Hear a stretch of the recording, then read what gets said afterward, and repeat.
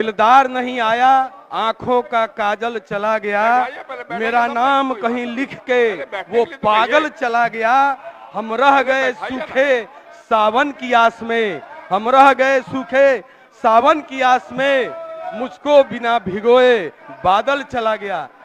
अध्यक्ष महोदय, लोहिया जी ने कहा था कि जिंदा कौम 5 साल का इंतजार नहीं करती, लेकिन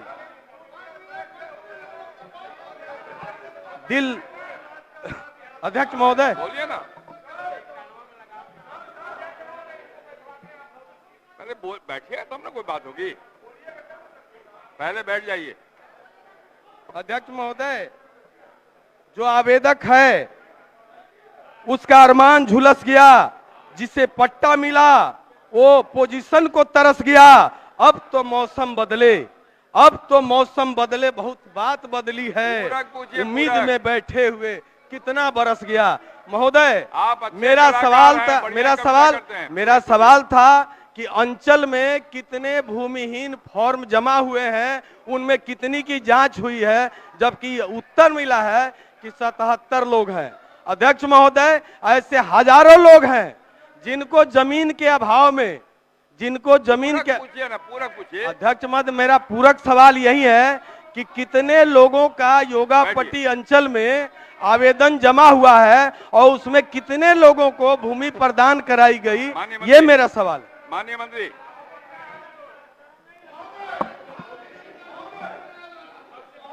अध्यक्ष महोदय, स्वीकृति हेतु भेज दी जाएगी।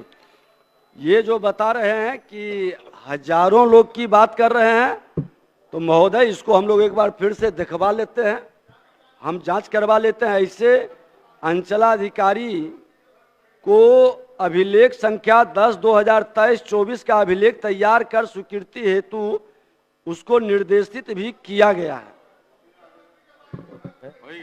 मेरा सीधा सवाल था पहला कि 5 डिसमिल जमीन, दूसरा सवाल था कितने लोगों ने आवेदन दिया।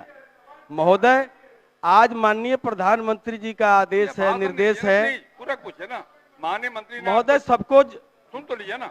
माननीय मंत्री जी ने कहा, जो आंकड़े उनके पास है बताया उन्होंने यह भी कहा कि माननीय सदस्य ने जो विषय उठाया है मैं फिर से उसकी जांच करा लेता हूँ। यही तो अध्यक्ष महोदय, मेरा सवाल अधूरा रह रहा है। मेरा कहना है कि पति का प्राण लिए जा रहे हैं या पुत्रवती होने का आशीर्वाद दिए जा रहे हैं, जब जमीन ही नहीं दीजिएगा तो ये प्रधानमंत्री आवास योजना का पैसा कैसे मिलेगा। महोदय, प्रधानमंत्री आवास योजना का पैसा तो तभी मिलेगा जब जमीन मिलेगी। तो ऐसे भूमिहीन परिवार जो चिन्हित करके और उनको जमीन ही नहीं दिलाई जाएगी तो प्रधानमंत्री आवास योजना की राशि उन्हें कैसे प्राप्त होगी। माननीय मंत्री ने कहा कि आपके कहने पर फिर से वो जांच कराएंगे, तो बात तो हो गई ना, जांच कराएंगे। जी महोदय, अंचलाधिकारी का जवाब नहीं है, ये तो जिलाधिकारी महोदय ने जवाब दिया है। माननीय मंत्री कह रहे हैं तो आपका जिलाधिकारी, ठीक है, कह रहे हैं जांच कराएंगे। ठीक। माननीय उप मुख्यमंत्री बैठिए। माननीय सदस्यों की जो चिंता है, शांत रहिए। यदि उस पर कार्रवाई नहीं हुई है तो स्पष्ट तौर पर आज माननीय मुख्यमंत्री जी के साथ अभी 12:30 बजे हम लोग बैठने वाले हैं और इसकी समीक्षा कराकर तुरंत कार्रवाई हो, यह निर्देशित कराने का काम करूंगा। श्री फतेह बहादुर सिंह, श्री फतेह बहादुर सिंह, बोलिए, पूरा पूछिए। फतेह बहादुर जी बैठिए, बैठिए। फतेह बहादुर जी, आपने ये बात खत्म हो गई? नहीं, पूरी बात हो गई। मुख्यमंत्री जी का आदेश का पालन होगा, ये बात साफ साफ आगे। बैठिए, बोलिए फतेह बहादुर जी। महोदय, जवाब आया है। हाँ, मैं मंत्री जी से ये जानना चाहता हूं कि उसका निष्पादन कब तक हो जाएगा। माननीय मंत्री राजस्व विभाग फतेह बहादुर सिंह का कब तक होगा निष्पादन?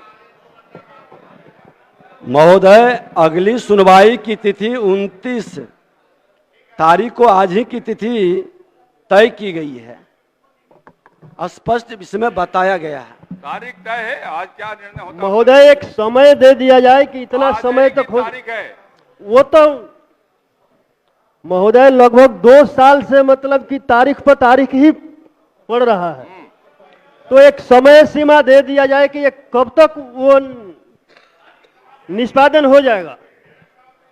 माननीय मंत्री महोदय, भूमि विवाद वाद संख्या 58/2023-24 में वादी एवं प्रतिवादी द्वारा पूर्ण बहस के उपरांत प्रस्तुत बाद में नियमानुसार आदेश पारित करने के लिए अग्रतर कार्रवाई की जाएगी और अनावश्यक विलंब नहीं किया जाएगा। आपके विषय को गंभीरता से हम लोग ले रहे हैं।